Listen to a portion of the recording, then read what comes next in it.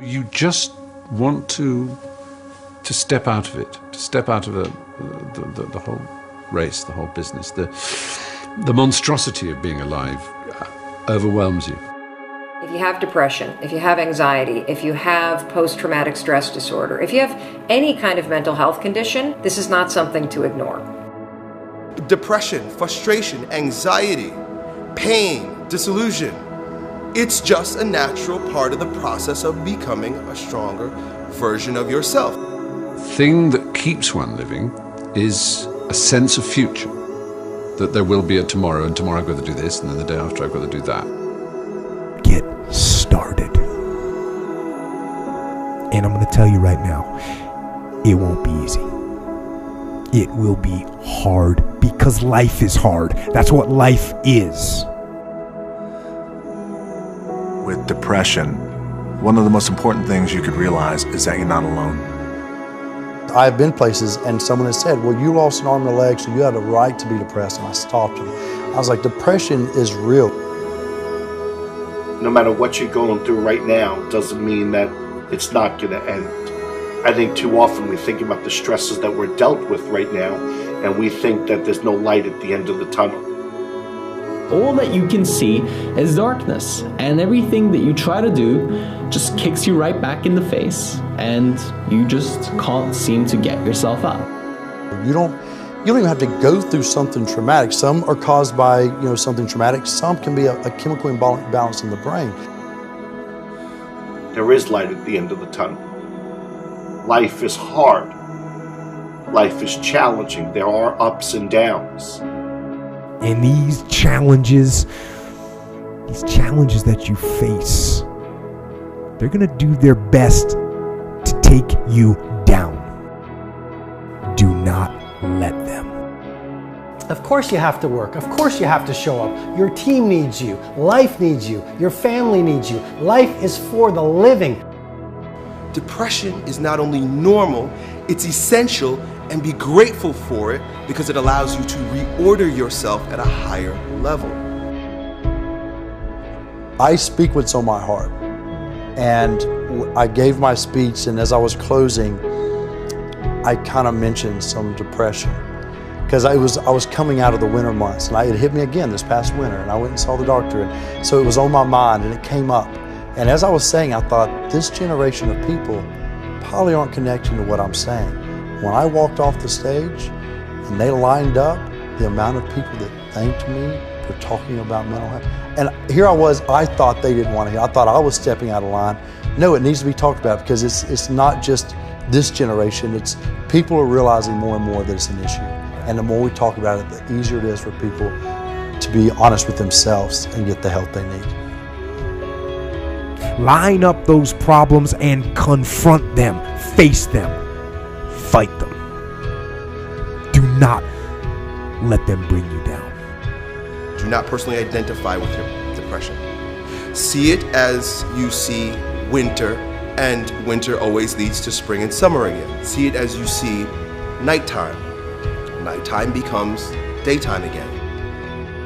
Hold on to that fundamental quality of faith. And on the other side of your pain is something good. Suicide is a permanent solution to a temporary problem. No matter what you're going through right now doesn't mean that it's not going to end. Stand up, dig in, let those challenges raise you up, let them elevate you, let their demands and their trials make you stronger. Adversity you face today turn you into a better person tomorrow. You are worth more than diamonds. All the diamonds in the world, you are so precious. Every single one of your hearts, you can do something. Life is not always good. Life is always not rosy. But life is worth living. There's one thing that if you did every single day, it would make an extraordinary difference in whatever mental health issue you're struggling with, and that is exercise. And the reason you've got to exercise every day is because what we know about human beings is that when you physically move, your physiology changes, and that changes your brain. Take the time to rest.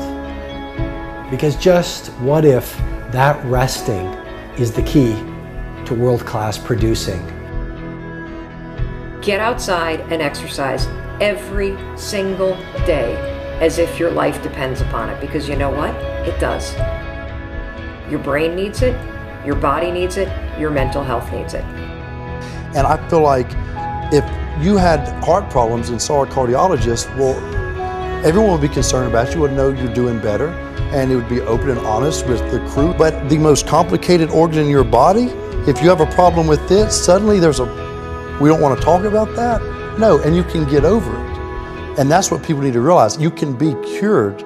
You can get past it. I assure you, the clouds will lift. Right, there is sunlight above the clouds. You're just looking at the clouds right now. And they will lift, and crisis has come to teach you the big lesson you're meant to learn to move to your next level in the next chapter of your greatest life. This depression will pass. It will go away, and something much better will take its place. But for right now, all that you really need to know is that you have to make it through. Getting your heart rate up, getting outside, breathing, feeling connected, getting out of your house, which may make you feel depressed and trapped. The man I am with you right now as I speak with as much authenticity as I know how to share is the result of my times in the valley of darkness. Doing that every day, that physical push, you don't have to run. You don't have to go to an aerobics class. Get outside with your dog in the woods. Walk with a good friend for 2 or 3 miles. Doing that every single day not only moves your body, which changes your mind, it gets you out of your physical environment, which is one of the things that people with depression tend to have a hard time doing. And it also creates a bit of momentum and a bit of a routine in your life. Every time I experience a bout of depression, I come out on the other end a different person, doing different things. But it's because I'm aware of what's happening and I'm aware. I want to see the opportunities as they present themselves to me instead of falling into the depths of a spiral down depression because I'm personally identified with what is happening when I'm upset. And your schedule is not full and you actually feel like you're wasting your life because you're not this epic producer. What if those times were actually a different form of productivity? What if those times were actually being productive in a different way, where you're actually producing not in the world, but producing within yourself, producing strength, producing new insights, producing new ideas, producing new capabilities, producing new energies, producing new emotions, shifting from fear to love, because when you go through difficult times, what do you really do if you feel your fear and your pain? You release it. It's out of your system, and you grow in love and bravery and strength. What does that do to your craft? What does that do to your power? What does that do to your bravery? What does that do to the light that you bring into the world? You become this incredible force that is undefeatable. I suggest to you that if you are facing a challenge, don't stop. Stay busy. Work your plan. Continue to do those things that you know that work for you after you have evaluated yourself in the situation. Continue to move. Stay busy, stay busy, stay busy. You are part of a larger cosmos, whether you know it or not.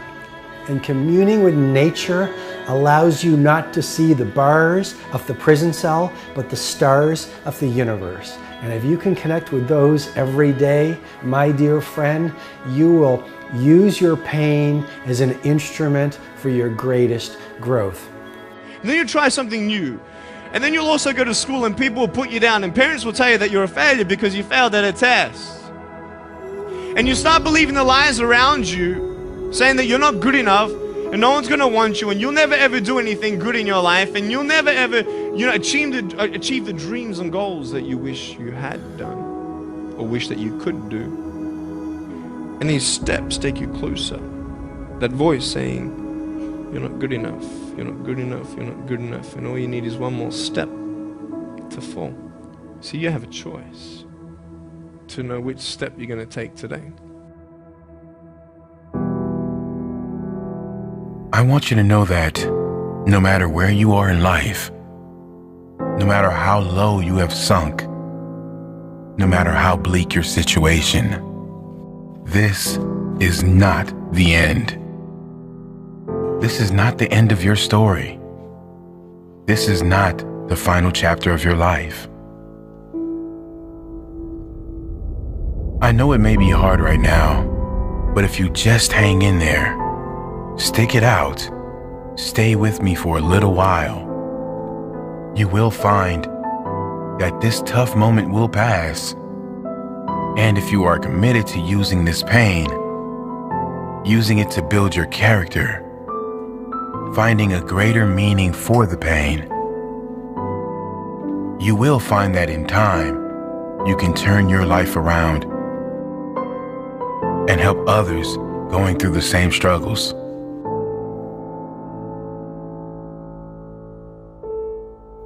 The world right now is in the middle of a mental health crisis. It's estimated almost half the population suffers from depression at some stage throughout their life. Rather than join the queue, it's important we learn why we get down and then how we can change it.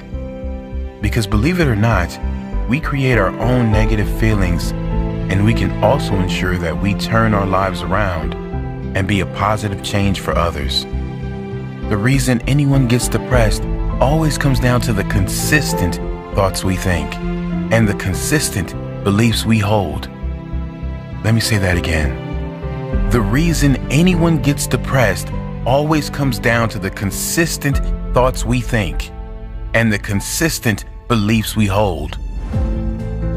The point here is that anyone that is depressed is so because there is an external factor that didn't materialize in their life.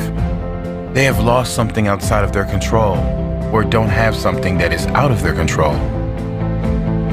In school, we are taught how to get a job, but no one teaches us how to live in a state of happiness.